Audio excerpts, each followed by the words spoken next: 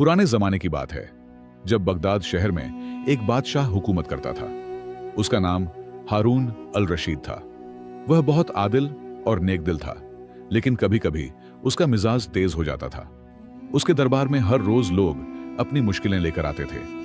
Baghdad शहर से दूर एक छोटे से गांव में एक सौदागर रहता था, जिसका नाम अहमद था। अहमद बहुत ईमानदार और मेहनती था। अल्लाह ने उसे अच्छी अक्ल दी थी और वह हर मुश्किल का हल निकाल लेता था।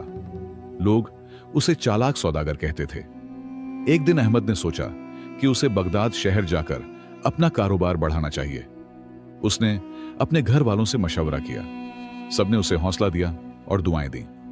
अहमद ने अपनी थोड़ी सी पूंजी और कुछ कीमती सामान लिया और बगदाद की तरफ चल पड़ा। सफर लंबा और मुश्किल था। अहमद को कई दिन चलना पड़ा। रास्ते में उसकी मुलाकात बहुत से लोगों से हुई। कुछ अच्छे थे और कुछ बुरे। उसने हर मुश्किल का सामना सब्र और हिकमत से किया। अल्लाह पर भरोसा रखते हुए वह आगे बढ़ता गया। बगदाद पहुंचते ही अहमद हैरान रह गया। उसने इतना बड़ा और खूबसूरत शहर पहले कभी नहीं देखा था। हर तरफ रौनक थी। बाजारों में लोगों की भीड़ थी। अलग अलग मुल्कों से आए सौदागर अपना सामान बेच रहे थे। अहमद ने भी एक छोटी सी दुकान किराए पर ले ली। अहमद ने अपना सामान दुकान में सजाया और कारोबार शुरू किया। वह हमेशा सच बोलता था और कभी किसी से ज्यादा पैसे नहीं लेता था। उसकी ईमानदारी की वजह से जल्दी ही उसकी दुकान मशहूर हो गई। लोग उसे पसंद करते थे और उसकी तारीफें करते थे। एक दिन बादशाह हारून अल रशीद ने अपना भेष बदलकर शहर का दौरा करने का फैसला किया। वह अक्सर ऐसा करता था ताकि लोगों की असली हालत जान सके। वह अपने वजीर जाफर के साथ बाजार में आया। जब वह घूम रहे थे तो उनकी नजर अहमद की दुकान पर पड़ी। बादशाह ने देखा कि अहमद एक गरीब आदमी को कम कीमत पर सामान दे रहा है। उसकी ईमानदारी से बादशाह बहुत मुतासिर हुआ। वह अहमद की दुकान पर गया और कुछ सामान खरीदना चाहा। अहमद ने उसे पहचाना नहीं और आम ग्राहक की तरह सलूक किया। बादशाह ने अहमद से पूछा, तुम कहां से आए हो और यहां क्यों आए? अहमद ने जवाब दिया, मैं दूर एक छोटे से गांव से आया हूं। मैं अपना रिज़्क़ हलाल कमाना चाहता हूं और अपने खानदान को अच्छी जिंदगी देना चाहता हूं। मेरी दुआ है कि अल्लाह मुझे कामयाबी दे। बादशाह अहमद की बातों से बहुत खुश हुआ। उसने अपने वजीर को इशारा किया और वहां से चला गया। अगले दिन बादशाह के सिपाही अहमद को दरबार में ले गए। अहमद बहुत हैरान और डर गया। उसे समझ नहीं आ रहा था कि बादशाह ने उसे क्यों बुलाया है। जब अहमद को बादशाह के सामने पेश किया गया तो उसकी हैरानी का ठिकाना न रहा। वही शख्स जो कल उसकी दुकान पर आया था, अब शाही लिबास में तख्त पर बैठा था। अहमद ने झुककर सलाम किया और कहा, जहां पनाह, यह गरीब सौदागर आपकी खिदमत में हाजिर है। बादशाह हारून अल रशीद मुस्कुराया और बोला, अहमद, मैं तुम्हारी ईमानदारी से बहुत मुतासिर हूं। मैं चाहता हूं कि तुम मेरे दरबार में रहो और मेरे खास मुशीर बनो। अहमद हैरान रह गया। वह एक आम सौदागर था, दरबार के कामकाज से बिल्कुल अनजान। अहमद ने अदब से कहा, जहां पनाह, मैं एक सादा सौदागर हूं। मुझे दरबार के उसूल और रस्में नहीं मालूम। मैं कैसे आपका मुशीर बन सकता हूं? बादशाह ने जवाब दिया, मुझे ईमानदार और सच्चे लोगों की जरूरत है, न कि चापलूसों की। बादशाह ने अहमद को कीमती खिलत दिया और एक खूबसूरत महल में रहने का इंतजाम किया। अहमद का दिल खुशी से भर गया। उसने अल्लाह का शुक्र अदा किया और सोचा कि अल्लाह ने उसकी ईमानदारी का इनाम दिया है। लेकिन उसे यह नहीं मालूम था कि आगे उसके लिए बड़ा इम्तिहान आने वाला है। दरबार में कुछ लोगों को अहमद की तरक्की पसंद नहीं आई, खास तौर पर वजीर आजम कामरान, जो हमेशा से बादशाह का करीबी मुशीर था। उसने अहमद को नीचा दिखाने की साजिश रची। वह मौके की तलाश में था ताकि अहमद की साख को नुकसान पहुंचा सके। एक दिन दरबार में एक अजीब मसला आया। दो ताजिर एक ही कीमती हीरे के मालिक होने का दावा कर रहे थे। दोनों के पास सबूत थे और दोनों अपने दावे पर कायम थे। बादशाह ने यह मामला अहमद के हवाले कर दिया ताकि वह इसे हल करे। वजीर कामरान बहुत खुश हुआ। उसे लगा कि अहमद इस मुश्किल मामले को हल नहीं कर पाएगा। अहमद ने दोनों ताजिरों की बातें गौर से सुनी और हीरे को देखा। फिर उसने बादशाह से एक दिन की मोहलत मांगी। बादशाह ने मोहलत दे दी। अहमद ने पूरी रात अल्लाह से दुआ की कि वह उसे हिकमत और समझ बख्शे। अगले दिन जब दरबार लगा तो अहमद ने दोनों ताजिरों को बुलाया। उसने एक बड़ा पत्थर मंगवाया और कहा, जो सच्चा मालिक है वह अपना हीरा इस पत्थर पर मारकर तोड़ दे। यह सुनकर एक ताजिर चिल्लाया, नहीं, मैं अपने कीमती हीरे को तोड़ नहीं सकता। दूसरा ताजिर फौरन हीरा लेकर पत्थर की तरफ बढ़ा। अहमद ने उसे रोका और बादशाह से कहा, जहां अपना पहला ताजिर ही असली मालिक है, असली मालिक अपनी चीज को नुकसान नहीं पहुंचाएगा।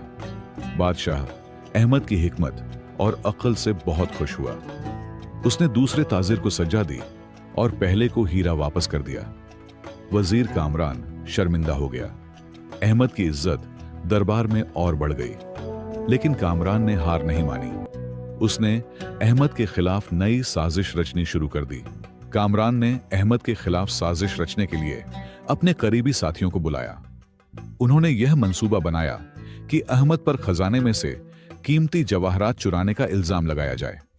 कामरान जानता था कि अगर यह योजना कामयाब हो गई तो बादशाह अहमद को सख्त सजा देगा। अगले दिन कामरान ने बादशाह के सामने शिकायत की, जहां पनाह शाही खजाने से कुछ कीमती जवाहरात गायब हैं। मेरे जासूसों ने अहमद को शक की नजर से देखा है। बादशाह हैरान हुआ। उसे अहमद पर पूरा भरोसा था, लेकिन इतना संगीन इल्जाम नजरअंदाज नहीं किया जा सकता था। बादशाह ने अहमद को बुलाया और सख्ती से पूछा, क्या तुमने खजाने से कुछ लिया है? अहमद ने इत्मीनान से जवाब दिया, जहां अपना मैंने आपकी अमानत में कभी खयानत नहीं की। अल्लाह मेरा गवाह है कि मैं बेगुनाह हूं। आप तहकीकात कराए। बादशाह ने अहमद की आंखों में सच्चाई देखी, लेकिन इंसाफ के लिए जांच का हुक्म दिया। कामरान बहुत खुश था। उसने अहमद के महल की तलाशी लेने का इंतजाम किया। अहमद परेशान नहीं हुआ। उसने अल्लाह पर भरोसा किया और दुआ की कि सच्चाई सामने आए। जब सिपाहियों ने अहमद के कमरे की तलाशी ली तो उन्हें एक खुफिया जगह से वही गायब जवाहरात मिल गए। अहमद हैरान रह गया। उसे समझ आ गया कि यह साजिश है, मगर उसके पास कोई सबूत नहीं था। अहमद को गिरफ्तार कर लिया गया। बादशाह को बहुत दुख हुआ। उसे अहमद पर यकीन था, लेकिन सबूत उसके खिलाफ थे। बादशाह ने कहा, मुझे अफसोस है अहमद, लेकिन तुम्हें सजा मिलनी चाहिए। अहमद ने कहा, जहां पनाह मैं बेगुनाह हूं, अल्लाह मेरी मदद करेगा। मुझे एक मौका दें। बादशाह ने अहमद को 3 दिन की मोहलत दी। अहमद ने अपनी अक्ल लगाई। वह सोचता रहा कि कौन उसकी बदनामी चाहता है। उसने अपने नौकरों से पूछताछ की। एक नौकर ने बताया कि उसने कामरान के आदमियों को महल के आसपास घूमते देखा था। अहमद ने एक चाल चली। उसने शहर के मशहूर सुनार को बुलाया और पूछा कि क्या हाल ही में किसी ने उससे शाही निशान वाले जवाहरात की नकल बनवाई थी। सुनार ने बताया, हां, वजीर आजम कामरान के आदमी आए थे। उन्होंने बहुत जल्दी में यह काम करवाया था। अहमद ने सुनार को बादशाह के सामने पेश किया। सुनार ने सब कुछ बता दिया। बादशाह गुस्से से लाल हो गया। उसने फौरन कामरान को बुलाया। कामरान डर गया और उसने अपना जुर्म कबूल कर लिया। बादशाह ने कामरान को कैद करने का हुक्म दिया और अहमद से माफी मांगी। बादशाह ने अहमद से कहा, तुमने एक बार फिर साबित कर दिया कि तुम सच्चे और वफादार हो। मैं तुम्हें वजीर आजम बनाना चाहता हूं। अहमद ने जवाब दिया, जहां पनाह, यह आपकी मेहरबानी है। मैं आपकी खिदमत और अपने मुल्क की भलाई के लिए हमेशा कोशिश करता रहूंगा। अहमद वजीर आजम बन गया और बहुत मेहनत और ईमानदारी से काम करने लगा। उसने अवाम की भलाई के लिए कई सुधार किए। गरीबों को राशन देने का इंतजाम किया, नए मदरसे खोले और ताजिरों के लिए इंसाफी कानून बनाए। लोग उससे बहुत खुश थे और उसकी तारीफ करते थे। लेकिन कामरान के कुछ साथी अब भी दरबार में मौजूद थे। वे अहमद से नफरत करते थे और उसकी कामयाबी से जलते थे। उन्होंने खुफिया तौर पर इकट्ठा होकर अहमद के खिलाफ एक नया और पहले से भी ज्यादा खतरनाक मंसूबा तैयार किया। एक दिन पड़ोसी मुल्क के सफीर बगदाद आए। वे एक खास पेशकश लेकर आए थे। उन्होंने बादशाह हारून अल रशीद को एक बहुत कीमती शीशे का मर्तबान दिया, जिसमें एक अजीब सा पानी था। सफीर ने कहा कि यह पानी मुरझाए हुए पौधों को फिर से जिंदा कर सकता है। बादशाह ने सफीर का शुक्रिया अदा किया और वह मर्तबान अहमद के हवाले कर दिया। अहमद ने उसे अपने महल में संभाल कर रख लिया। उसने पानी की खासियत को परखने का फैसला किया ताकि यह यकीन हो सके कि कहीं यह कोई धोखा तो नहीं है। कामरान के साथियों को यह मौका मिल गया। वे रात को चोरी छुपे अहमद के महल में घुस गए और मर्तबान में जहर मिला दिया। उनका मकसद था कि जब बादशाह इस पानी को इस्तेमाल करेगा तो वह बीमार पड़ जाएगा और इल्जाम अहमद पर लगेगा।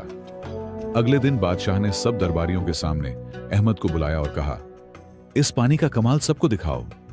अहमद ने एक मरा हुआ पौधा मंगवाया और उस पर पानी डालने ही वाला था कि अचानक उसे मर्तबान से एक अजीब सी बदबू आई।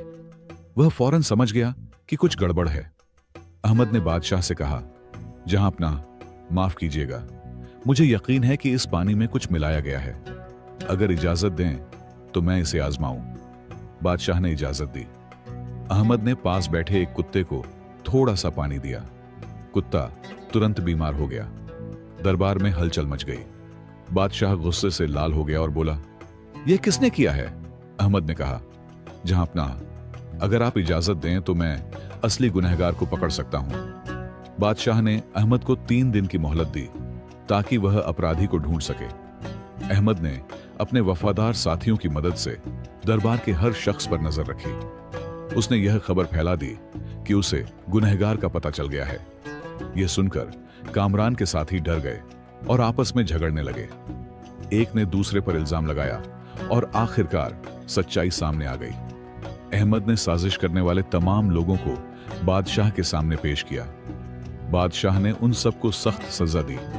उसने अहमद से कहा, तुम्हारी अक्लमंदी ने आज मेरी जान बचा ली है। मैं तुम्हारा शुक्रगुजार हूं। अहमद ने मुस्कुराकर कहा, यह अल्लाह की मेहरबानी है जिसने मुझे समझ और हिकमत दी। सालों बीत गए। अहमद की शोहरत पूरे मुल्क में फैल गई। वह एक आदिल, न्यायी वजीर आजम था जो हमेशा सच्चाई और इंसाफ के साथ फैसले करता था। बादशाह हारून अल रशीद उसे अपने बेटे की तरह मानने लगा था और हर अहम फैसला उसी से मशवरा करके लेता था। एक दिन मुल्क में सख्त सूखा पड़ गया। बारिश न होने की वजह से फसलें तबाह हो गईं। लोगों में खाने की कमी हो गई और महंगाई बढ़ गई। परेशान अवाम बादशाह के महल के सामने जमा हो गई और मदद की गुहार लगाने लगी। बादशाह ने अहमद को बुलाया और पूछा, इस मुश्किल वक्त में हमें क्या करना चाहिए? अहमद ने कहा, जहां अपना, हमें शाही खजाने से पैसा निकालकर गरीबों की मदद करनी चाहिए। साथ ही पड़ोसी मुल्कों से अनाज मंगवाना चाहिए। अल्लाह हमारी मदद जरूर करेगा। बादशाह ने अहमद की बात मान ली। अनाज मंगवाया गया और लोगों में बांटा गया।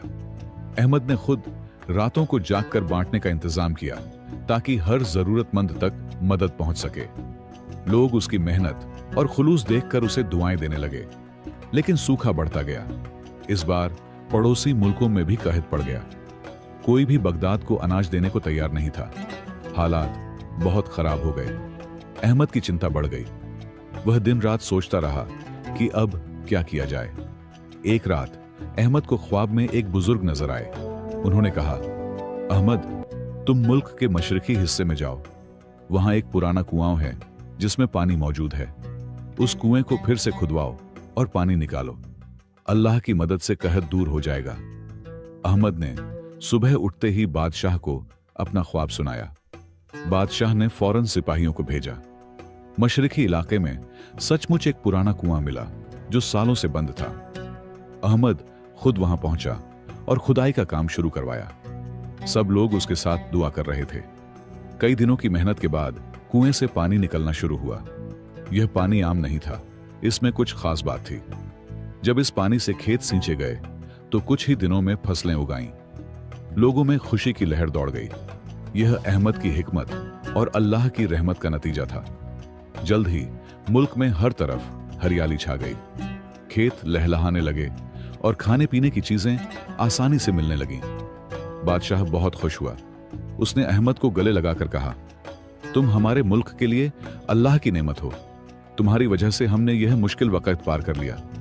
अहमद ने सर झुकाकर कहा, जहां अपना, यह सब अल्लाह की मेहरबानी है। मैं तो बस एक जरिया हूं। हमें हमेशा अल्लाह का शुक्र अदा करना चाहिए। बादशाह ने अहमद को सोने का ताज देने की पेशकश की, लेकिन अहमद ने मुस्कुराकर इनकार किया और कहा, मेरी सबसे बड़ी दौलत लोगों की दुआएं हैं। कई साल गुजर गए। बादशाह हारून अल रशीद बूढ़े हो गए। उन्हें अपना उत्तराधिकारी चुनना था। उनके दो बेटे थे, शहजादा अकबर और शहजादा असगर। अकबर ताकतवर और जंगजू था, जबकि असगर नरम दिल और आदिल था। बादशाह दोनों में से किसी एक को चुनने में परेशान थे। बादशाह ने अहमद को बुलाया और कहा, मेरी उम्र ढल रही है। मैं चाहता हूं कि मेरे बाद एक अच्छा बादशाह तख्त पर बैठे। तुम मुझे मशवरा दो कि मेरे दोनों बेटों में से कौन ज्यादा मुनासिब है। अहमद सोच में पड़ गया। अहमद ने बादशाह से कहा, जहां पनाह, अगर आप इजाजत दें तो मैं दोनों शहजादों की आजमाइश करना चाहता हूं। बादशाह ने इजाजत दे दी। अहमद ने दोनों शहजादों को एक मुश्किल काम दिया। उन्हें एक ऐसी बस्ती का इंतजाम करना था जहां लोग आपस में झगड़ रहे थे। शहजादा अकबर ने फौज भेजकर लोगों को डरा धमका कर चुप करवा दिया। उसने सख्त कानून बना दिए और बस्ती में अमन कायम कर दिया। लेकिन लोगों के दिलों में डर था। वे खुश नहीं थे, बल्कि मजबूर थे और अंदर ही अंदर नाराज थे। शहजादा असगर ने बस्ती में जाकर लोगों की बातें सुनी, उनके मसले समझे और उन्हें हल करने की कोशिश की। उसने इंसाफ के साथ फैसले किए और लोगों का एतबार जीता। बस्ती में अमन तो था, लेकिन वह डर से नहीं, मोहब्बत से था। अहमद ने बादशाह को दोनों के तरीके बताए। बादशाह ने फैसला किया कि असगर ही तख्त का हकदार है। यह सुनकर शहजादा अकबर गुस्से से अगबूला हो गया। उसने अहमद से बदला लेने की ठान ली। उसने कुछ सिपाहियों को रिश्वत देकर अहमद के कत्ल की साजिश रची, लेकिन अल्लाह ने अहमद की हिफाजत की। एक वफादार नौकर ने अहमद को साजिश की खबर दी। अहमद ने बादशाह को बताने के बजाय हिकमत से काम लिया। उसने शहजादा अकबर को बुलाया और कहा, मैं जानता हूं तुम क्या करना चाहते हो, लेकिन बदले से कुछ हासिल नहीं होगा। अहमद ने अकबर को समझाया, एक अच्छा हाकिम वो नहीं होता जो ताकत से हुकूमत करे, बल्कि वो होता है जो लोगों के दिलों पर राज करे। तुम्हारे अंदर भी अच्छाई है, बस उसे बाहर लाने की जरूरत है। अल्लाह ने तुम्हें ताकत दी है ताकि तुम कमजोरों की हिफाजत करो। शहजादा अकबर अहमद की बातें सुनकर शर्मिंदा हो गया। उसने अहमद से माफी मांगी और अपनी गलती का एतराफ किया। अहमद ने उसे गले लगाया और बादशाह के पास ले गया। उसने बादशाह से कहा, जहां अपना अकबर में भी एक अच्छे बादशाह बनने की सलाहियत है, उसे मौका दें। बादशाह ने अहमद की बात मानी। उसने फैसला किया कि असगर तख्त का वारिस होगा और अकबर फौज का सरबराह। दोनों भाई मिलकर मुल्क चलाएंगे।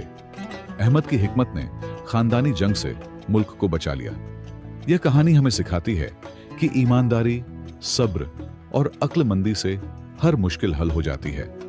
अल्लाह हमेशा सच्चे और नेक लोगों की